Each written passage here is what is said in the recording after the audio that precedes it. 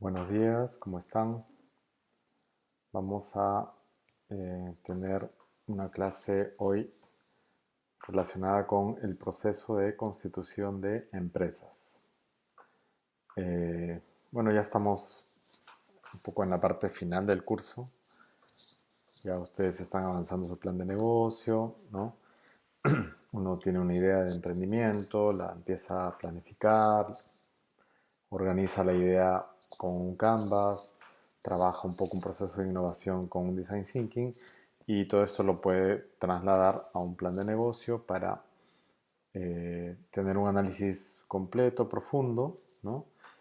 Eh, en el camino o después, aunque suele ser en el camino, también es importante empezar a trabajar en esta formalización de, de la empresa que va a ser la que va a operar el negocio. Claro, muchos en nuestro país empiezan negocios sin constituir empresa, ¿no? Y por eso es que hablamos de un país en el que hay un 70% de formalidad, porque muchas actividades económicas se realizan por entidades o personas que no se han registrado en el sistema de registros públicos y por lo tanto el Estado no tiene un conocimiento de quiénes son, qué hacen, dónde se ubican, ¿no? Y eso no es bueno para un país porque eh, ya ustedes se irán dando cuenta que la información es fundamental para llevar adelante una economía, ¿no? Una economía empresarial, si ustedes no tienen información de mercado, información, les cuesta más tomar decisiones. Pues en la gestión pública también es importante contar con una información que le, le permita tomar decisiones. En una coyuntura como la que estamos viviendo, ¿no? Eh, el Estado quisiera tener un poco más de control sobre las empresas para ver quiénes trabajan, quiénes no trabajan, cuántos están despidiendo personal, cuántos están entrando en bancarrota, tener una idea del estado de la economía del Perú. Pero como no se tiene el registro, están sucediendo muchas cosas de las que el Estado no tiene idea, ¿no? Porque suceden en el plano de lo informal.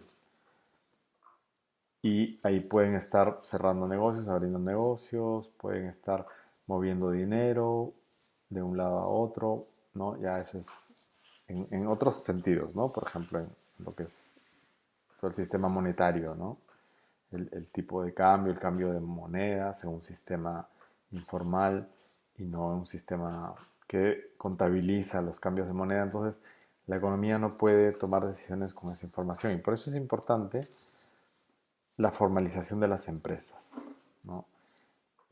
Y cualquier emprendimiento que uno empiece, lo mejor es hacerlo empezando de manera formal, ¿no?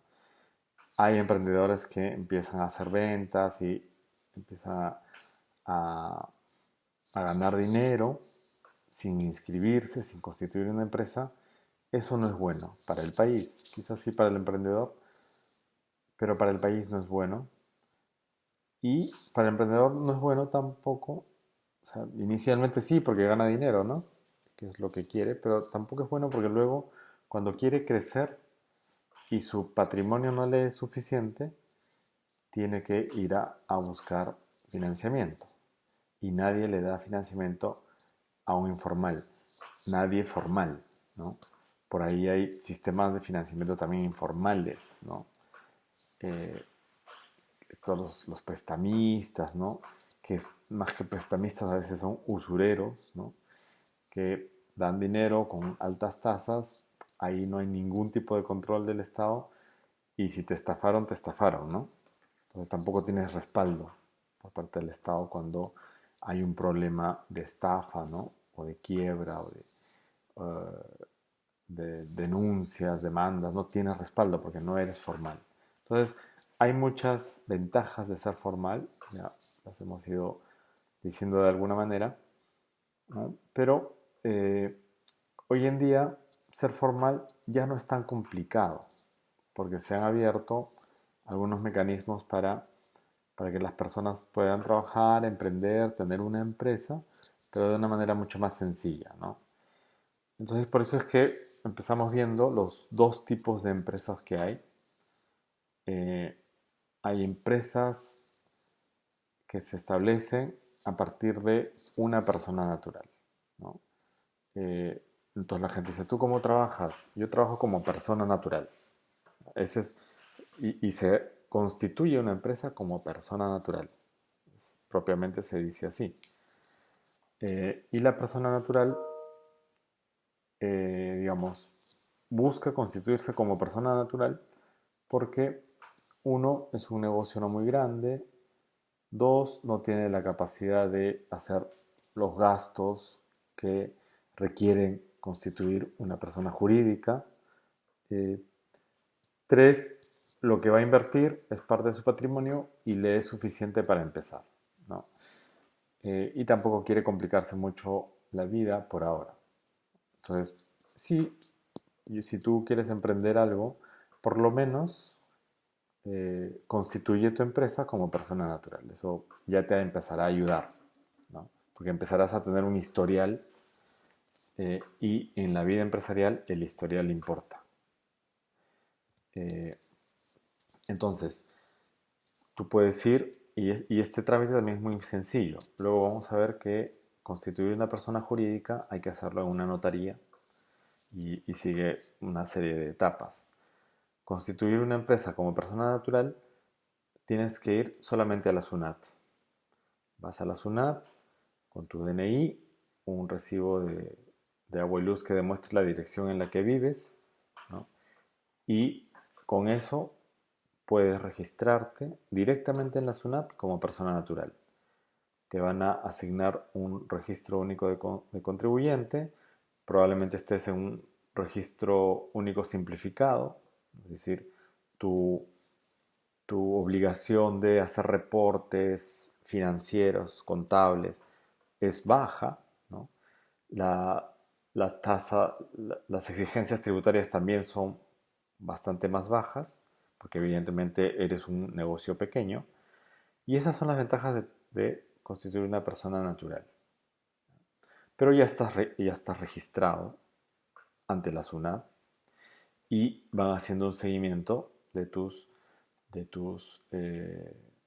tu crecimiento, de tu avance. Efectivamente empezarás a contribuir, pero no en la medida en que lo harías si fueras una persona jurídica. Eh, y vas haciendo un récord, ¿ya? ¿No? Vas haciendo un récord en en el historial de la propia SUNAT, ¿no? Y tú vas emitiendo boletas, vas emitiendo facturas y eso luego lo puedes convertir en una empresa, una persona jurídica, digamos, arrastrando todo ese activo de la historia de movimientos económicos. Aunque a veces a los bancos no les convence eso, pero tú como persona natural, como empresa, como persona natural vas a tener estados de ganancias y pérdidas, vas a tener balances, ¿no? Que cuando vayas a pedir un crédito te van a pedir. A ver, tráeme tu balance de los últimos 3 años. Entonces tú puedes ir y presentas tu balance y se ve que todo tu estado financiero está en buen estado, te dará un préstamo, ¿no? O entrará un inversionista. Porque vas haciendo récord y esto lo vas haciendo de manera ordenada. Es otra ventaja de constituir una empresa como persona natural, que es que te ordena mucho y te exige un poco más, ¿no? Que ser un informal y no rindes cuentas a nadie, eh, no llevas libros contables, ¿no? A veces ni siquiera llevas un Excel para hacer un flujo de caja y cosas así, ¿no? Vas viviendo un poco el día a día, lo cual no está mal, ¿no? No es algo malo. Pero ser formal te ayudará a crecer, ¿no? A crecer de una manera más ordenada. Y eso es un poco lo importante. Entonces, esa es una forma de constituir una empresa muy sencilla. Como les digo, solo hay que ir a la SUNAT con tu DNI y tu recibo de agua, luz, telefonía, que indique la dirección. Con eso sacas un RUC y ya puedes empezar a emitir boletas, facturas y eso se va registrando. vas siguiendo unos libros contables que te van generando ese récord histórico de operación. ¿Ya? Porque una persona natural luego se puede constituir como persona jurídica, si bien el nombre va a cambiar y a veces los bancos no lo asumen como activo, pero en algunos casos sí te sirve para demostrar que tienes experiencia, ¿no? El otro tipo de empresa ya son las personas jurídicas. Entonces, en este caso se constituye una entidad distinta de la persona. En la empresa tipo persona natural, la persona es la empresa. Eh, y sus obligaciones están garantizadas por su patrimonio. Si le va mal a la empresa personal, a la persona natural, y asume deudas que después no puede pagar, tiene un problema de flujo de caja y no puede pagar, lo va a asumir con su patrimonio. Es decir, si él tiene una casa a su nombre, le embargarán la casa o el auto, ¿no? Le embargarán sus bienes personales, eh, los que él tenga en su propiedad, ¿no? Y con eso se tratará de cubrir las deudas y los compromisos. Esa es un poco también una desventaja.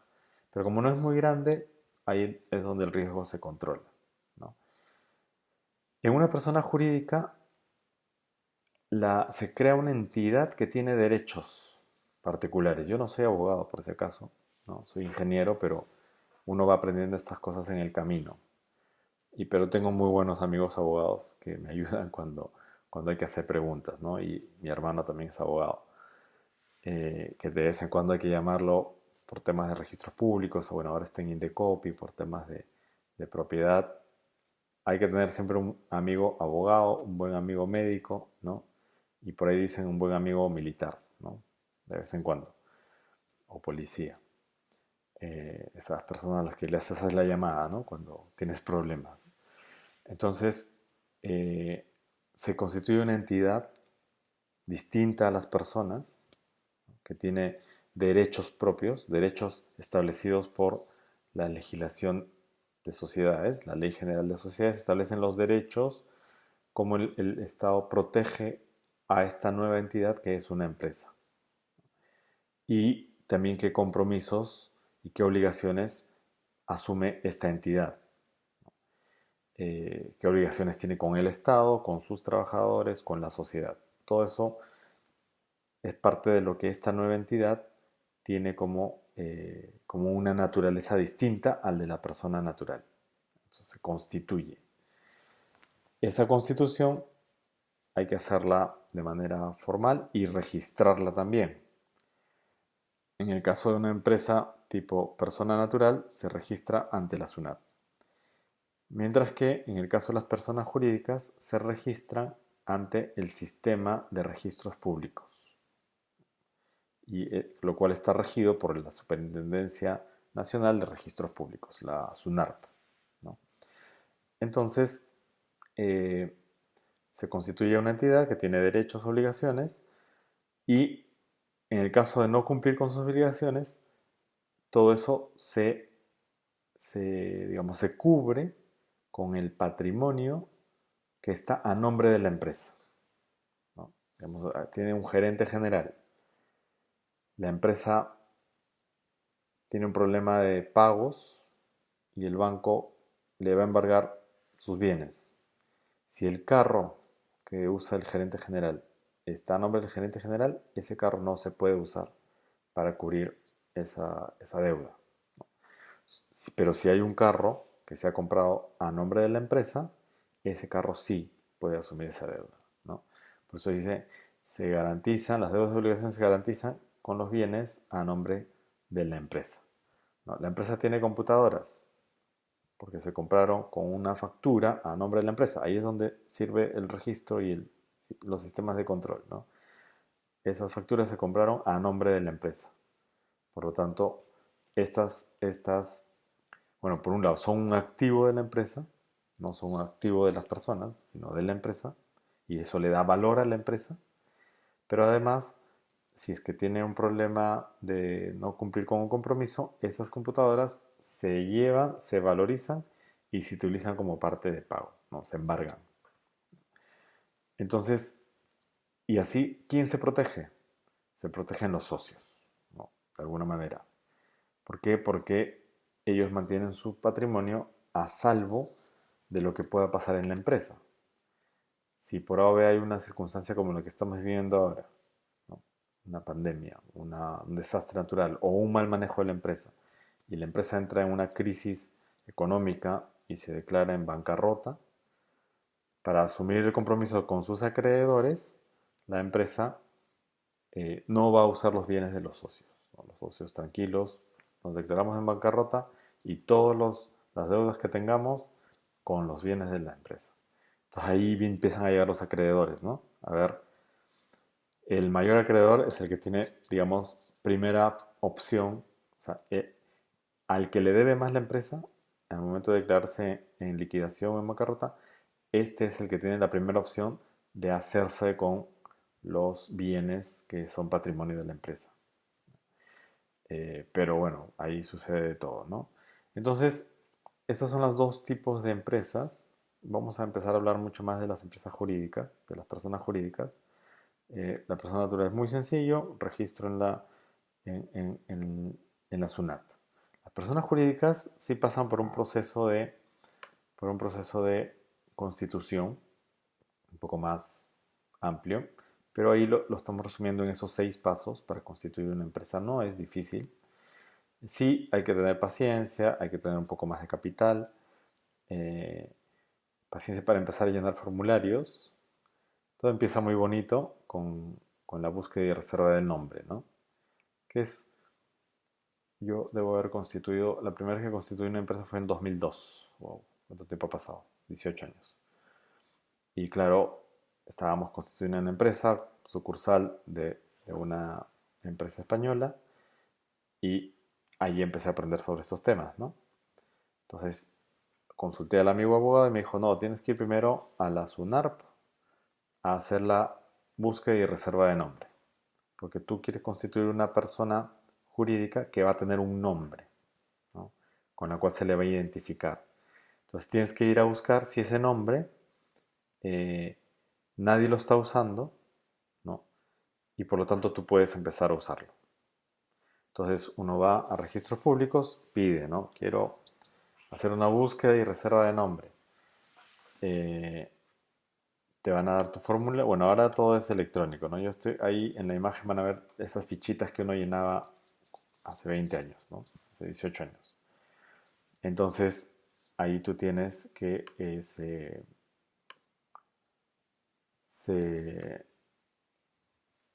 se dice, ¿no? A ver, ¿esta qué vas a registrar? ¿Para personas jurídicas, persona natural o para denominar a una propiedad? ¿Ya? Eh, Ubicas la oficina registral, ¿no? Distrito Piura o oficina registral Castilla o oficina registral Chiclayo, ahí, ¿no? Y tienen su sede y sus códigos, ¿ya? Y luego puedes poner, bueno, pones tu nombre, tu apellido y pones ahí los nombres que quieres que se busque si ya están registrados o no. Puedes poner hasta 3 opciones. A ver, por ejemplo, heladerías Tito, ¿no? A ver si hay alguien que tiene el nombre heladerías Tito. O metalmecánica Don Juancho, ¿no? O algún nombre que se les ocurra a ustedes. Bueno, ustedes tienen nombres muy simpáticos, muy buenos además. Hay unos que están bastante interesantes, ¿no? Eh, Tienen mucha creatividad para poner nombres. Entonces ahí buscan, ponen su nombre, ¿no? Ahí en esas líneas, quiero buscar esos 3, te cuesta, pagas, no es mucho. No sé por qué me suena a 6 soles, que es lo que me costó la primera vez, no sé cómo estará ahora, probablemente esté 10, 12 soles. La última vez que constituí una empresa fue el 2017, pero eh, esta parte no la hice yo, la hizo mi socia. Entonces no me acuerdo, no tengo ahorita el dato de cuánto cuesta, pero tú puedes llamar o ir y preguntar ahí en la avenida Eguiguren, ¿no? Está registros públicos. ¿Cuánto cuesta? No es caro. Entonces pones ahí los nombres que quieres que se busque. Pasan unos días, normalmente son 3 4 días, y te emiten un documento que te dice, ese nombre está libre, puedes registrarlo, ¿no? Pero tú ya con este documento hiciste la reserva, búsqueda y reserva de nombre. O sea, al poner ahí, estás, al mismo tiempo que están buscando, ya si alguien quiere poner ese nombre, ya no podrá hacerlo en ese periodo de tiempo que demore tu registro, tu registro definitivo como empresa, que va a tomar un tiempo. Pero ya has reservado el nombre. Entonces, la heladería Don Lucho, nadie la va a poder registrar desde que tú aceptas ese no, o confirmas ese nombre cuando te han dicho nadie tiene ese nombre. Eso es en la segunda vez que vas, ¿no? Nadie tiene ese nombre. ¿Está usted de acuerdo con que lo reservemos?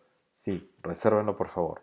Entonces va a tener una reserva de aproximadamente 60 días, si mal no recuerdo, y te reservan el nombre por 60 días, para que en ese periodo de tiempo, mientras tú vas a hacer todo el proceso de registro público, nadie puede usar ese nombre.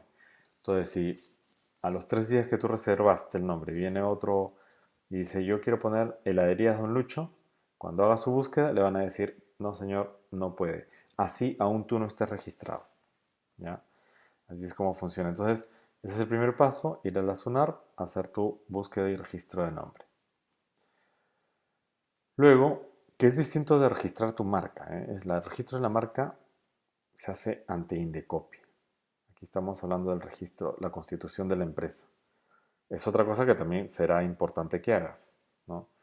Una vez que registres el nombre de tu empresa, quizás vale la pena que también vayas y la registres ante Indecopi, como propiedad tuya, ¿no? Bueno, ahí se puede registrar como propiedad también. Pero en Indecopi haces un registro de marca ya para que tengas derecho sobre ese nombre, ¿no? Derechos adicionales. Luego está el segundo paso es la elaboración de la minuta. O puedes buscar un abogado independiente. Ya, si quieres vas a un estudio de abogados, ¿no? Pero eso es más costoso. Buscas un amigo abogado que te dice, oye, ayúdame a hacer una minuta. Te va a cobrar 100 soles, ¿no? El estudio te va a cobrar 300 soles por una minuta. Y si tienes un amigo, le dices, oye, una cervecita por la minuta, te hace la minuta, ¿no? Si es un buen amigo, seguro que lo haría. Así ayudan, ¿eh? Por eso en las Olimpiadas no peleen mucho con los de derecho, que ayudan mucho en su momento. Entonces te hacen la minuta, ahí van a ver ustedes un modelito, ¿no? Que dice, mira, nosotros, ahora hay distintas formas de empresas, hay que pensarla bien, ¿no? Puede ser una empresa individual de responsabilidad limitada, donde solo es una persona el titular de la empresa, por eso se llama empresa individual, ¿no? Eh, Ahí, digamos, el problema es la limitante que a veces tiene cara a conseguir fondos, conseguir financiamiento, porque es una sola persona. Todo el patrimonio de la empresa ha sido aportado por esa sola persona. Claro, si es un millonario, es una empresa individual muy grande, ¿no? Porque su aporte es grande. Pero incluso los millonarios saben que es mejor ir en otra estructura un poquito más compleja, ¿no?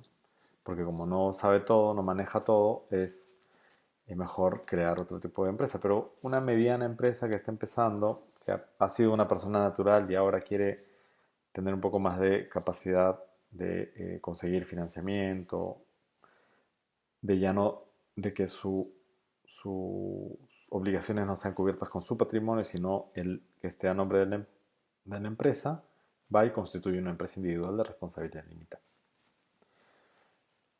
Otro tipo de empresa es la sociedad comercial de responsabilidad limitada, donde ya piden que haya al menos dos socios, ¿no? Es usual en empresas familiares, por ejemplo, o empresas de grupos pequeños de interés, pero ahí ya hay socios, ¿no? Ya es una sociedad, ya no es una empresa individual, sino es una sociedad donde hay socios. En la sociedad comercial de responsabilidad limitada pueden ser máximo 20 socios,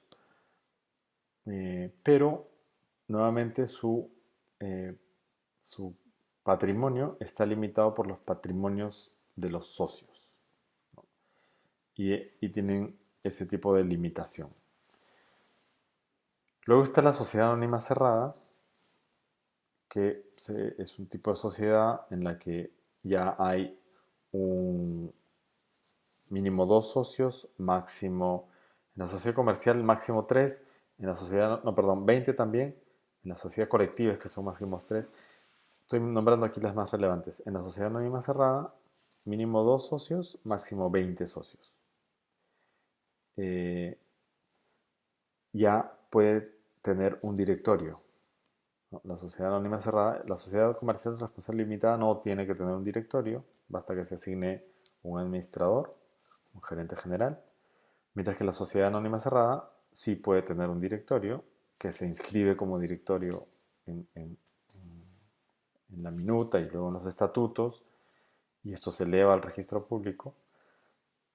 O puede tampoco tener una sociedad anónima cerrada, puede no tener directorio, eso lo decides, ¿no? O sea, puedes tener directorio como puedes no tener directorio.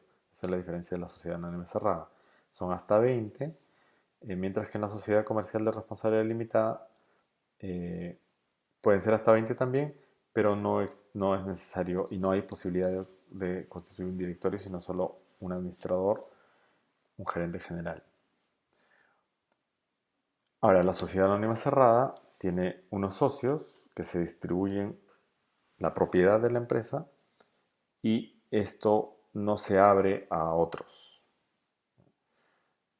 Si es que alguien quiere salirse de esta empresa, eh, puede, en primer lugar, y eso también se pone en los estatutos, venderle su participación a los otros dos socios, salvo hay un pacto, por eso es importante el pacto social, salvo hay un pacto en que pueda permitirle vender a un tercero. Pero eso es raro, porque justamente la sociedad anónima cerrada lo que quiere es buscar proteger de alguna manera a los socios.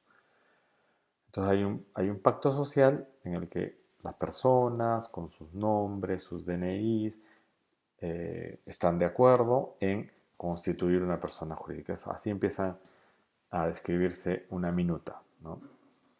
Y luego se arman unos estatutos donde se establecen los objetivos de la sociedad. Ahí yo recomiendo mucho siempre que traten de ver, porque hay que describir un poco los rubros a los que se va a dedicar la empresa, ¿no? Yo suelo recomendar a la gente que ponga una dedicación amplia. Tampoco, si te vas a dedicar a hacer agricultura, no vas a poner ahí, ¿no? Soldaduras, ¿no? Tampoco, ¿no? Pero, por ejemplo, si vas a dedicarte a agricultura, puedes poner representación, un vendedor de semillas. Yo me voy mucho con la agricultura porque es lo que más tengo en la cabeza, ¿no?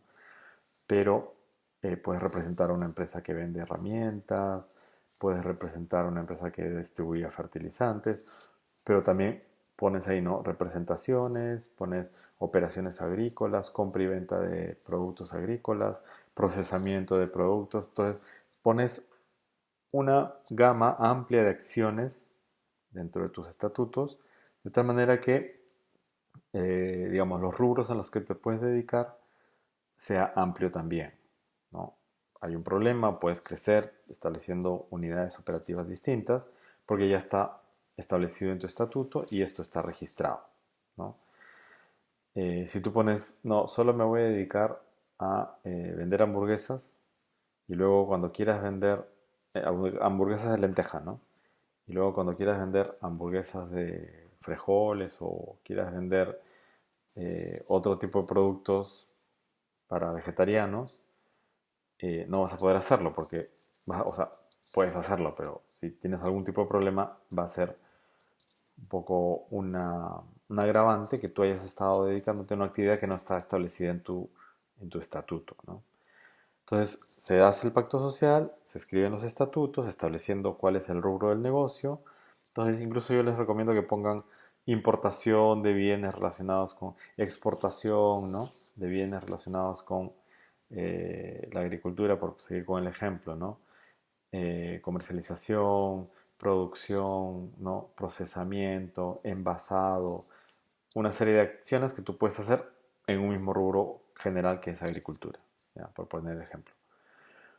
Eh, entonces, una vez que tienes la minuta con el pacto social y los estatutos, ahí también tienes que decir quiénes van a ser los representantes legales. quién va a ser el gerente general y quién va a ser el gerente administrativo o el administrador. Eso lo tienes que decir, ¿no? Porque estas personas empezarán a tener una responsabilidad legal también, ¿ya? Porque son los que van a dar cara por la empresa ante una problemática. O son los que van a dar la cara al momento de firmar un contrato con el Estado para proveer al Estado. Por eso es importante definir quiénes son y luego a ellos se les dará unos poderes, ¿no? Entonces ahí ustedes pueden ver un ejemplito pequeñito de lo que se establece en una minuta, ¿no? Señor notario, ciros, extender un registro de escrituras públicas para constituir una empresa anónima cerrada, somos tales personas, y vamos a aportar ahí, ¿no? Tanto, yo aporto tanto, son 9.000 soles, eh, 30 acciones de, sí, 30 acciones de 100 soles uno, 30 acciones de 100 soles el otro, entonces van sumando los 9.000 soles, un tercio, un tercio, un tercio. Por ejemplo, es una empresa en la que los tres socios tienen la misma cantidad de propiedad sobre la empresa. En otros casos hay otras, ahí se define en función de las aportaciones y cómo se presenta, se define quién es más dueño, ¿no? Si alguien está aportando mucho más dinero y bienes y demás, es lógico que tenga un 80% de la propiedad o un 90%, ¿no? Eh, Alguna vez constituimos una empresa, sociedad anónima cerrada, donde uno de los socios era otra empresa. Entonces esta empresa tenía el 90% y los que éramos personas naturales teníamos repartido 2% cada uno. Claro, un negocio un poco grande, ¿no? Pero porque claro, la empresa era la socia grande capitalista que iba a poner dinero. Nosotros entrábamos más como digamos, directivos, ¿no? Como directores. Y con un aporte técnico, obviamente. Entonces, una vez establecida la minuta, presentada en una notaría, esto te va a costar que te hagan la minuta, presentarla en la notaría. Una vez hecho esto, como digo, hay que establecer cuál es el aporte de capital, ¿no?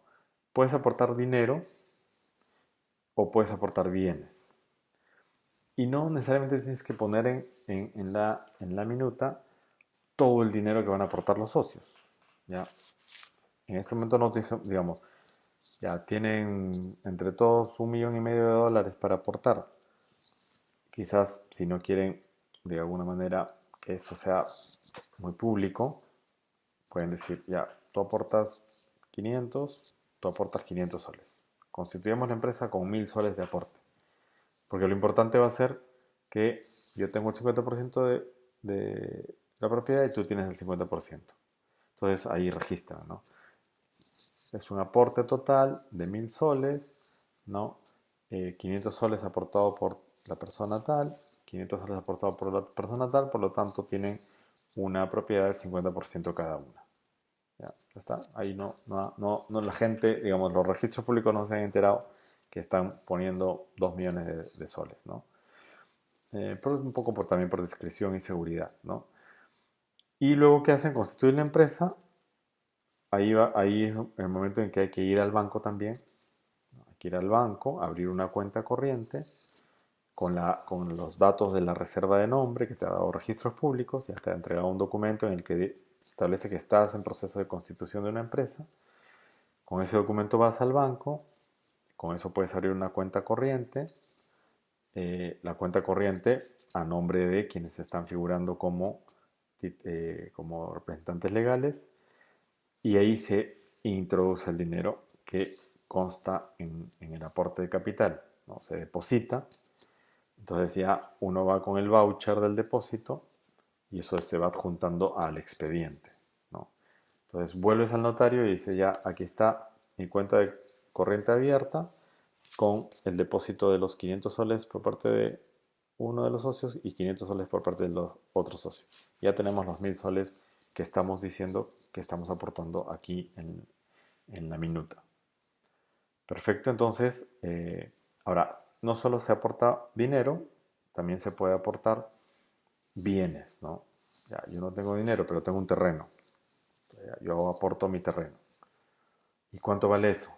Pues hay que valorizarlo, ¿no? Se contrata un tasador, el tasador viene y dice, este terreno vale 100.000 soles. Entonces tú no pones 100.000 soles, pero en la minuta eh, dice allí, ¿no? El aporte de esta persona es de 100.000 soles valorizados en un terreno. ¿Ya? Y ahí figura, ¿no? Y esto es equivalente a tantas acciones, porque se establece primero el valor de la acción. Entonces esto es equivalente a tantas acciones y por lo tanto vas a ser dueño del 20%, ¿no? Porque el aporte que estás haciendo tiene el valor del 20% del aporte total que están haciendo los socios. No estás dando dinero, pero estás dando un terreno. Ahora, ese terreno pasará a nombre de la empresa, ¿no? No queda siendo a tu nombre, porque es lógico, ¿no? Ahora va a ser un activo de la empresa, porque es un aporte que estás haciendo a la empresa. Entonces ahí ya tienes que hacer una transferencia, ¿no? De la propiedad a la empresa. Eh, y eso establece los porcentajes de participación y por lo tanto eso también establecerá los porcentajes de distribución de los dividendos, ¿no? Cuando lleguen ya empiecen a tener los ingresos y haya utilidades, las utilidades se pueden repartir entre los socios. Entonces, ¿en qué porcentaje se reparten? En el porcentaje de la participación que tienen de acuerdo a la minuta y al estatuto y a lo que está registrado en registros públicos. Ahí nadie puede salirse de eso, ¿no? Ahora, en todo esto hay una acción que puede darse, que es un acta previa, ¿no? Un acta, una reunión de los socios donde establecen sus principales lineamientos, ¿no? Por ejemplo, puede haber un acta que dice, nosotros vamos a aportar tanto dinero ya. Los 3 primeros años no vamos a cobrar dividendos, ya. ¿Por qué? Porque están de acuerdo en que, por ejemplo, van a reinvertir todas las utilidades generadas. Entonces, algunos acuerdos previos se pueden establecer un acta de constitución y esa acta de constitución se convierte en la minuta y en los estatutos. ¿Ya? Entonces, hasta ahí espero que no estén enredándose, pero bueno, cuando lo lean ahí lo van a tener claro, ¿no? Eh, entonces, una vez que ya hice la reserva de nombre, tengo mi nombre reservado, eh, hago mi minuta y mis estatutos y solicito al notario que lo eleve a escritura pública y en esta minuta establezco mis aportes, las personas que van a participar.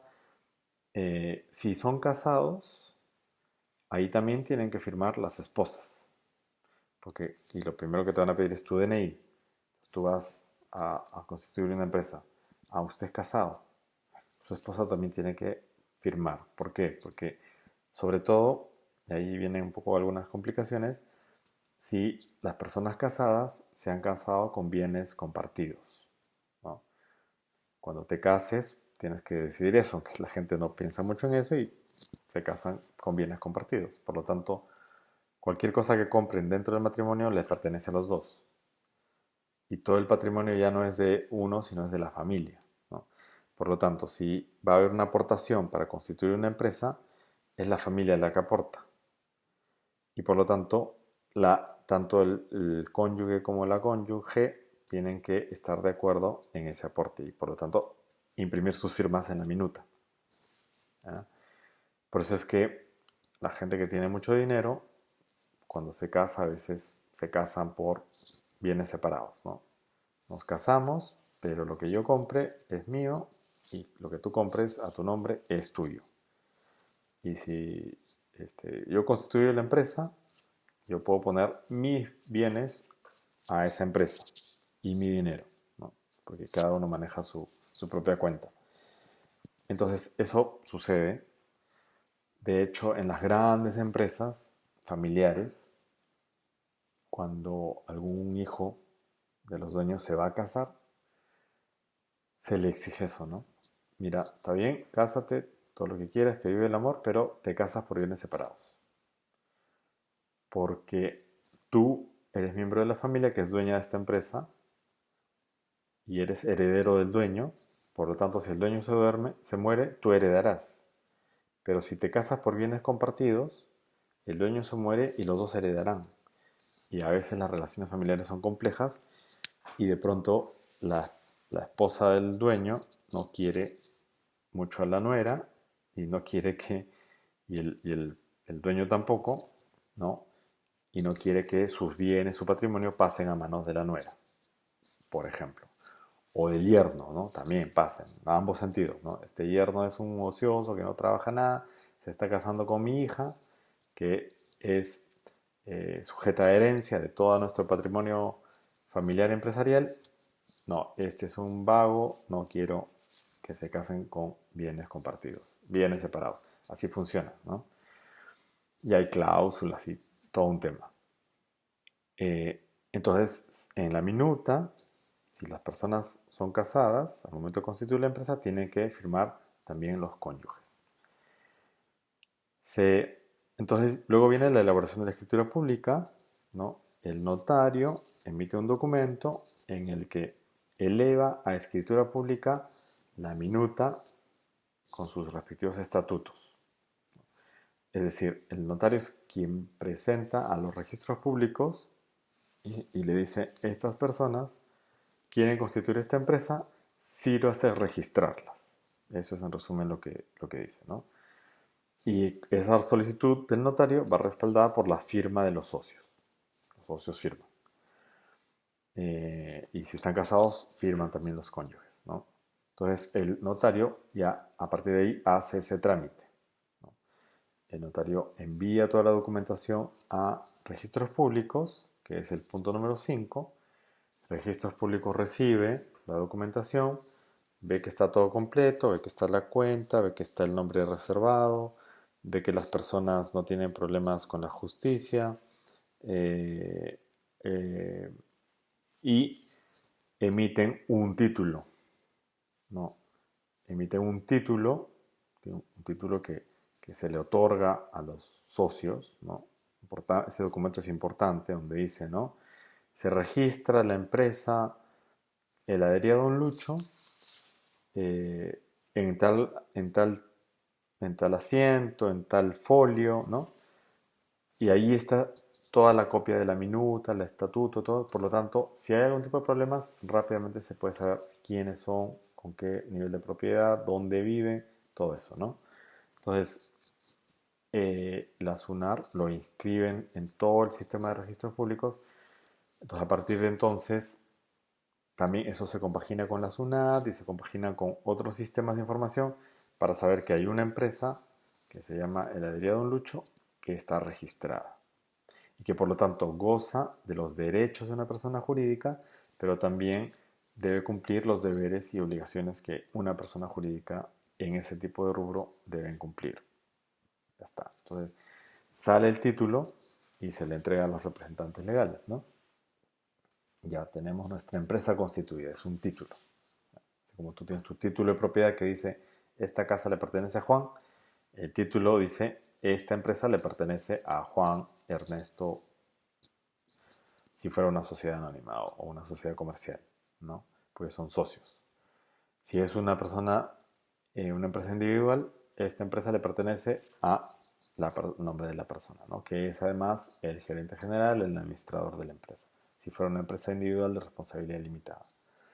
Entonces, la SUNAR permite el título y ya finalmente con el título, bueno, y además, este es otro documento importante, se emiten las vigencias de poder.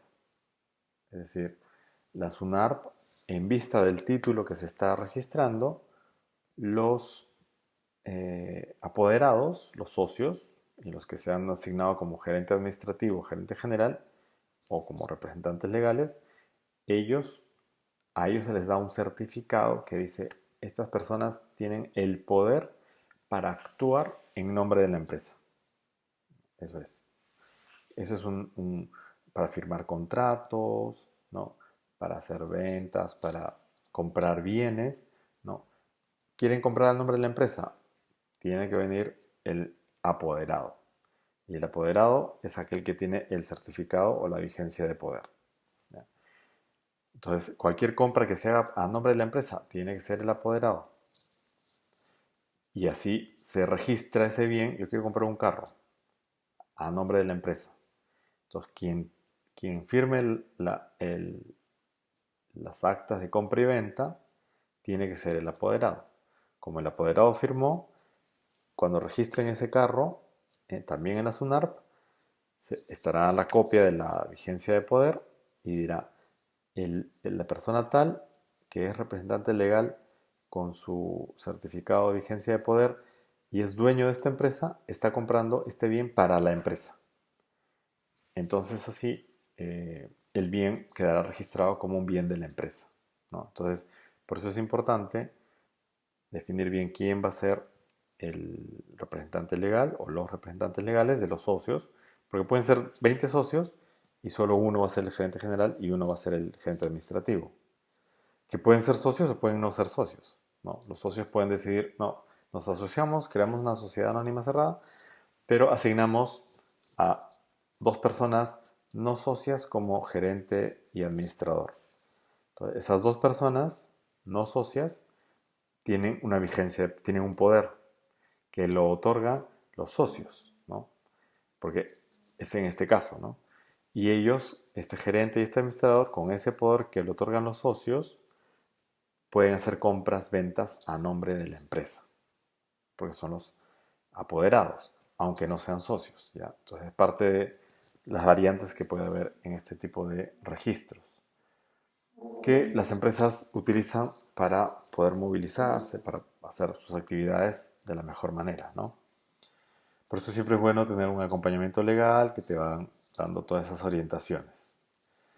Y finalmente, ya una vez que salió tu título, ya está tu empresa registrada, desde ese momento la empresa tiene vida, ¿no? Desde que está inscrita, desde ese momento recién la empresa tiene vida. Eh, ya puedes irte a la SUNAT, ahora sí, a sacar tu RUC, ¿no? Tu registro único de contribuyente, para poder empezar a emitir boletas, facturas, ¿no? Y hacer tus declaraciones, ¿no? De renta y tus declaraciones mensuales de impuestos, ¿no? Entonces, ya te vas a la SUNAT con tu DNI del representante legal. Ahora ya el representante legal es quien representa a la empresa. Ya no puede ir un socio. Quiero sacar el RUC para mi empresa. Tu vigencia de poder. No, yo soy socio. Acá está mi título. No. Para sacar el DNI tiene que ser el representante legal. Tú puedes ser socio, pero no eres representante legal. Entonces, no puedes sacar el RUC, ¿no? Sí, espero que se vaya entendiendo. Y entonces vas con bueno, va el representante legal con su DNI, una copia de la partida registral, ¿no? De ese título que te han entregado, pero que no debe tener más de 30 días, ¿no? Si es que han pasado más de 30 días hasta que has ido a la SUNAT, tienes que sacar otra vigencia de poder, ¿no? Porque esas vigencias de poderes uno no entiende por qué, la verdad es que no entiendo por qué, pero sí para la sociedad que a veces desconfía, cada cierto tiempo tienes que demostrar que tú eres el apoderado de la empresa, porque pasa de todo, ¿no? Y con tu recibo de agua y luz vas a la SUNAT, representante legal con su DNI, la copia de la partida registral, el certificado de la vigencia de poder y tu recibo de agua y luz, donde diga la dirección la dirección legal de la empresa, y con eso te dan tu RUC para que puedas emitir facturas, compras, ventas, etc., ¿no? Eh, Ahí hay una serie de formularios y eso lo puse ahí un poquito para contarles que aquí hay que llenar muchos formularios, ¿no? Entonces el primer formulario, que es la solicitud de la apertura del RUC, el segundo formulario, que es la información del representante legal, el tercer formulario, que está relacionado con la dirección y la ubicación, y el cuarto formulario, que está relacionado con si quieres tener más de una sede, una sede legal, ¿no? Más de un domicilio legal. Entonces vas con eso, presentas tus documentos y te dan tu RUC. Con eso ya terminó el proceso de constitución de la empresa, tienes tu empresa constituida y puedes realizar tus actividades de manera formal.